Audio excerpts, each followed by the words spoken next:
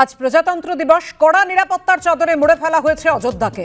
রাম মন্দিরের সামনে প্রচুর পুলিশ মোতায়েন করা হয়েছে।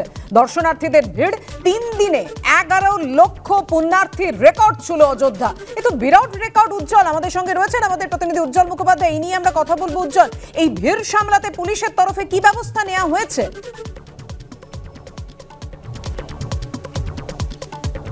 দেখো বাপিয়া, প্রথমে তোমাকে দেখাই, সেটা হচ্ছে যে এই মুহূর্তে আমরা মন্দিরের সামনে দাঁড়িয়ে রয়েছি এবং শুধু নিরাপত্তার ব্যবস্থাটা তুমি দেখো।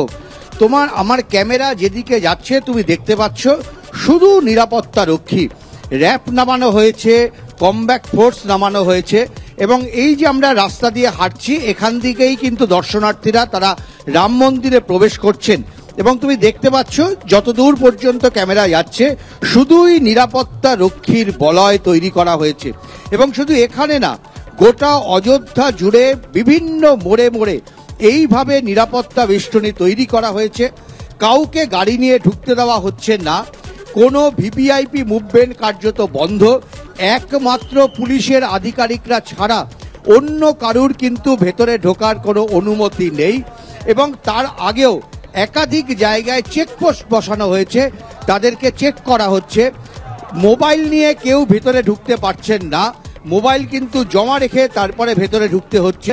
কোথাও কোনো সন্দেহজনক কিছু দেখলে সঙ্গে সঙ্গে পুলিশ তাদেরকে চার্জ করছে, তাদের সাথে কথা বলছে, জানতে চাইছে কোথা থেকে এসেছে, কিভাবে এসেছে, কেন এসেছে, সবটা কিন্তু পুলিশ জানতে চাইছে। দেখো, মন্দিরে ঢোকার মেন রাস্তা, অতনু যে ছবিটা দেখাচ্ছে, এইখান থেকে সোজা মন্দিরে ঢুকতে হয় এবং এখান থেকে প্রায় 500 মিটার পর্যন্ত মন্দিরের দূরত্ব। এই যে জায়গাটা, সেটাতেও কিন্তু একেবারে প্রত্যেকটা ইঞ্চিতে ইঞ্চিতে একজন করে পুলিশ কর্মী রয়েছেন এবং এখানে আমরা যেটা দেখতে পাচ্ছি পুলিশের ব্যারিকেড তৈরি করা হয়েছে।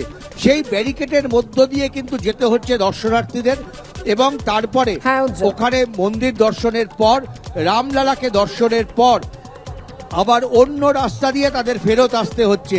ভেতরে কাউকে কিন্তু প্রবেশে এবং যান নিয়ন্ত্রণে অত্যন্ত কড়াকড়ি ব্যবস্থা। ধন্যবাদ তোমায় এই মুহূর্তে।